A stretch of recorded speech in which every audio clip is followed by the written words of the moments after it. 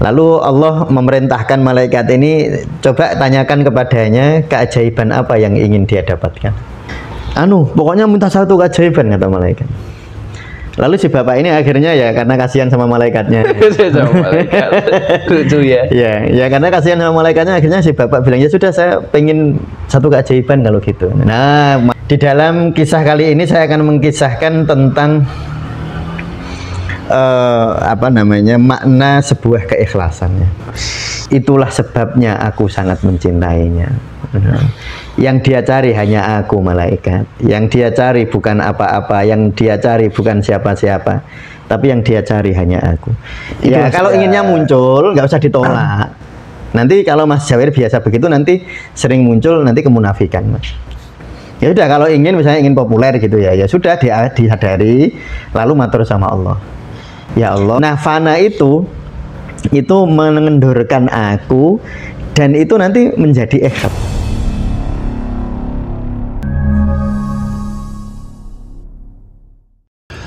Assalamualaikum warahmatullahi wabarakatuh. Waalaikumsalam warahmatullahi wabarakatuh.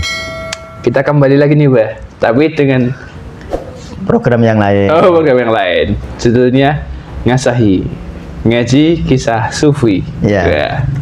Kali ini ada cerita apa nih, Mbah? Ya, dulu mungkin teman-teman kalau yang ngikutin Tasawuf Indonesia dulu pernah ada sesi ngasahi ya. Ngaji kisah sufi, cuma dulu saya sendiri. Nah, ini ngasahinya berdua aja nah. Akhir ini saya mau dongeng, mau berkisahan. Sebelum saya lanjutkan, gini Mas Jawir, di dalam dunia kesufian atau bahkan di dalam dunia spiritualitas, salah satu cara terbaik mendeliver pesan-pesan itu dengan berkisah. Jadi makanya sangat baik ya, misalnya ke anak-anak menceritakan kisah-kisah orang-orang luar biasa, itu sangat baik karena itu akan mendeliver atau akan kisah-kisah itu akan membawa nilai-nilai yang sangat mudah masuk ke bawah sadar generasi-generasi kita. Ini nanti teman-teman sufi bisa menggunakan kisah-kisah yang ada di channel ini untuk untuk dirinya sendiri, terutama ya untuk diri kita sendiri, dan nanti juga bisa untuk mungkin putra-putrinya yang di rumah untuk diceritakan ya, tentu dengan level-level pemahaman yang kita sesuaikan ya. Nah, baik, di dalam kisah kali ini saya akan mengkisahkan tentang makna sebuah keikhlasannya. Ya, ikhlas itu kan ya kadang-kadang kalau dimana ikhlas itu apa ya, demi Allah gitu. Nah, tapi kira-kira itu bagaimana sih deskripsi yang lebih jelas tentang keikhlasan itu, dan itu pesan itu bisa kita lihat dalam kisah ini, Mas Jawir. Jadi dulu Mas Jawir ada seorang ahli ibadah. Dia sudah berpuluh-puluh tahun itu ibadahnya nggak pernah pegot ya, kalau orang Jawa itu nggak pernah berhenti. Semua ibadah dilakukan, hatinya dijaga sebersih mungkin itu. Lalu setiap perbuatannya di luar sana secara sosial baik ya. Nah, saking begitu luar biasanya dia, sampai malaikat tuh akhirnya lapor kepada Allah. Lapor kepada Allah, ya Allah, tidakkah hambamu ini layak mendapatkan keajaiban? Nah, lalu Allah dawuh, iya, dia layak mendapatkan keajaiban ini. Lalu Allah memerintahkan malaikat ini, coba tanyakan kepadanya keajaiban apa yang ingin dia dapatkan. Nah, lalu ini Mas Jawir, malaikat akhirnya datang kepada orang itu, bertanya dia, wahai Bapak, Allah telah memberimu satu keajaiban, maka mintalah satu keajaiban itu. Apa keajaiban yang engkau inginkan? Si bapak ini menjawab, aku tidak membutuhkan keajaiban, biar Allah saja yang punya keajaiban, aku nggak usah. Aku ingin beribadah seperti ini, aku ingin melanjutkan ta'abud saya, tadarruk saya, takhusyuk saya di hadapan Allah, karena ini adalah kenikmatan paling indah. Saya tidak butuh keajaiban. Malaikat karena dia merasa orang ini harus punya keajaiban karena orang ini berbeda dari orang lain ya. Ya sudah, gini aja, saya usul. Ini kata malaikatnya, Mas. Saya usul Bapak saya buat bisa terbang aja. Itu kan luar biasa, Pak, katanya. Nanti Bapak bisa kelihatan karomahnya di hadapan manusia. Si bapak ini menjawab, tidak usah, biar burung saja yang sudah terbang. Biar burung saja yang bisa terbang, saya nggak perlu terbang gitu. Wong sholat kayak begini, ibadah tahajud kayak begini nggak perlu terbang. Nah, malaikat agak gemes mas, ini malaikatnya ini. Loh, masa nggak mau Pak satu keajaiban gitu? Gini aja Pak, Bapak saya buat bisa membelah samudra. Bisa membuat samudra yang luas ini laksana ikan hiu. Wah, Bapak bisa jadi penguasa lautan kata. Orang ini kembali menjawab, saya sholat tuh nggak butuh kayak gitu. Saya ibadah itu nggak butuh kayak gitu.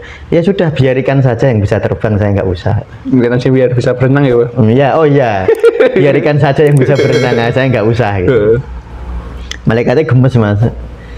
Mau dikasih keistimewaan privilege bisa punya satu keajaiban kok nggak mau. Akhirnya malaikatnya ngeyel.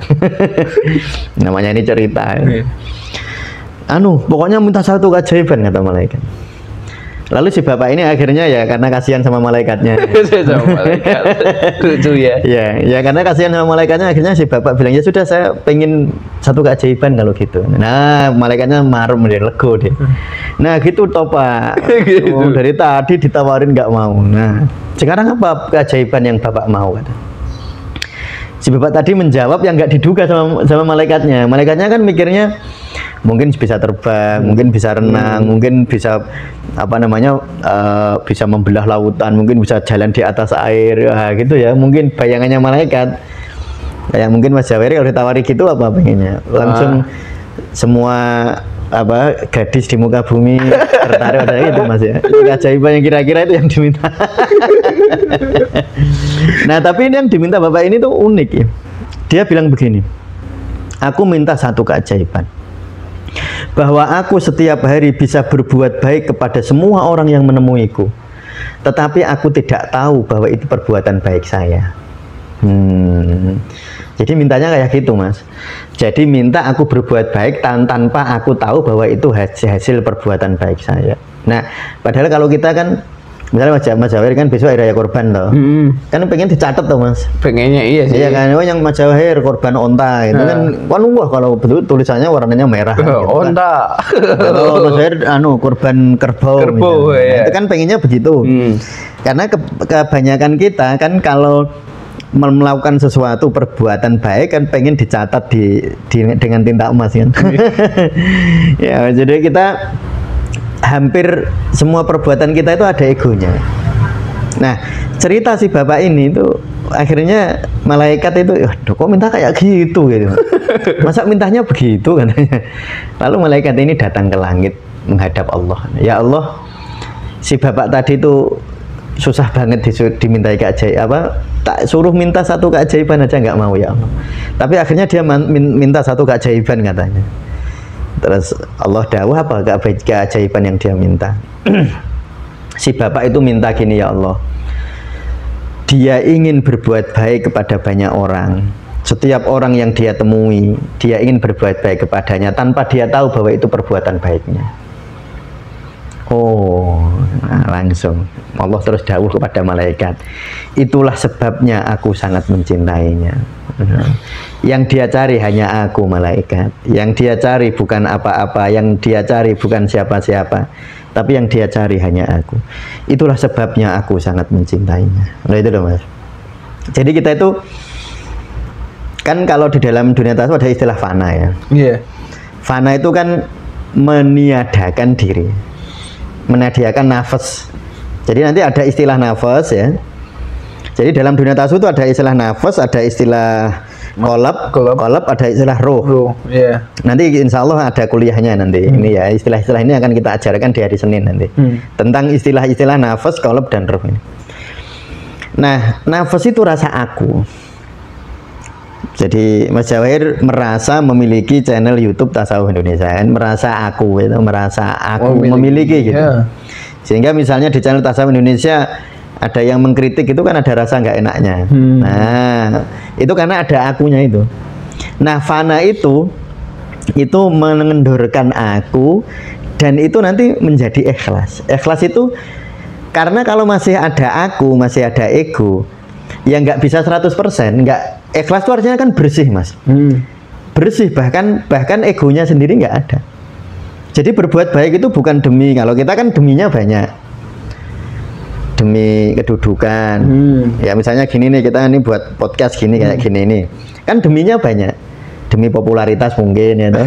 Ya mungkin demi AdSense ya, YouTube. banyak gitu, AdSense YouTube, macam-macam keinginannya, sehingga kita itu ikhlas itu kadang-kadang diganggu oleh itu, bahwa pengen itu sebenarnya nggak masalah, tetapi harus bertanya. Jadi cara ikhlas itu atau metodenya atau riadohnya itu gini mas, makanya mas coba buat YouTube gini, terus kepengen populer misalnya, lalu pertanyaannya harus dilanjutkan karena keinginan tuh nggak bisa ditolak loh mas. Nek pengen ya sudah kan, muncul aja keinginan itu kan. Kan mas Zain nggak bisa aku nggak pengen gitu. Ya kalau inginnya muncul nggak usah ditolak.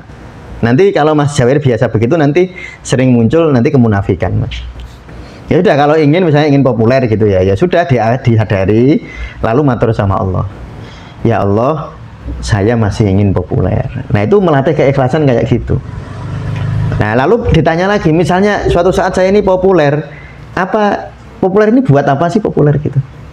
Nah kan macam-macam, mungkin ada yang buat biar nanti kalau saya mendelivery sebuah pesan biar lebih mudah ya kan. Kalau saya berdakwah lebih mudah misalnya itu misalnya jawabnya gitu. Lalu pertanyaannya kan dilanjutkan terus mas, memang kalau dakwahmu lebih mudah terus emang kenapa? Nah gitu. Iya sih, dilanjutkan terus. Atau misalnya Mas Jawir ini kenapa buat channel YouTube kan biar ada gajian AdSense, AdSense ya. Lalu dilanjutkan pertanyaannya, lah kalau sudah dapat gajian memang kenapa? Iya sih. Nah buat apa? Nah itulah pertanyaan dilanjutkan terus sampai kita nggak bisa jawab. Nah yang akhir inilah sebenarnya niat kita gitu. Misalnya saya bekerja setiap hari ke klinik ya mas ya, yang mesti tujuannya kan bekerja. Apa kalau sudah dapat penghasilan buat apa? Kan mesti buat makan minum, kebutuhan anak-anak, kebutuhan keluarga kan. Lalu pertanyaan, kalau kebutuhan keluarga tercukupi memang buat apa? Ya terus lalu ya karena ini titipan Allah. Nah kemarin kalau titipan Allah kenapa? Ya karena ini demi Allah lah. Kalau sudah begitu mentoknya Allah, nah, itu namanya ikhlas mas. Jadi tujuan-tujuan perantara itu nggak masalah. Misalnya Mas Jawahir kayak kuliah, ya tujuannya dapat ijazah kan? Iya. Apa mau nanti lulus nggak dapat ijazah? Ya tetap mau lah. Ya mau kan. Nah, tapi pertanyaannya kalau sudah dapat ijazah emang mau apa gitu? Nanti dilanjutkan terus pertanyaannya. Misalnya buat cari kerja lah. Kalau kerja itu buat apa? Dan seterusnya biar bisa nikah. Dan kenapa pengen nikah? Terus saja itu pertanyaannya diteruskan. Nah sehingga nanti kita bisa level seperti si hamba Allah ini tadi. Pada akhirnya itu memang nggak ada yang kita cari sih sebenarnya. Yang kita cari itu ya hanya Allah. Seperti dalam kisah ini, inilah kisah-kisah kewalian ya. Jadi kita jangan terjebak kewalian itu orang bisa terbang, bisa bisa renang, bisa jalan di atas air, bisa jadi ular, bisa merubah sesuatu jadi ini, bisa jadi ular apa-apa, itu bukan itu. Keajaiban para wali itu la khaufun alaihim walahum yahzanun. Mereka itu tidak ada takut, nggak ada kesedihan, nggak ada kecemasan. Mengapa ya? Karena memang hidupnya demi Allah. Kalau kita itu hidupnya betul-betul ikhlas, nggak bisa ditakut-takuti sih, dan nggak bisa dipancing-pancing marah juga sih. Maka ketika orang itu ikhlas, insya Allah hidupnya damai. Nah inilah kisah ini Mas Jawahir. Hari ini kisah tentang makna-makna keikhlasan. Ya saya kira gitu. Baik, kawan-kawan Sufi dimanapun Anda berada, untuk ngasahi ini kita akan sabar apa hari Rabu nanti. Sabar Rabu kita akan berkisah mengenai kisah-kisah para Sufi. Jangan lupa untuk dengarkan, tonton hingga selesai agar semakin bahagia. Terima kasih. Wassalamualaikum warahmatullahi wabarakatuh. Waalaikumsalam warahmatullahi wabarakatuh.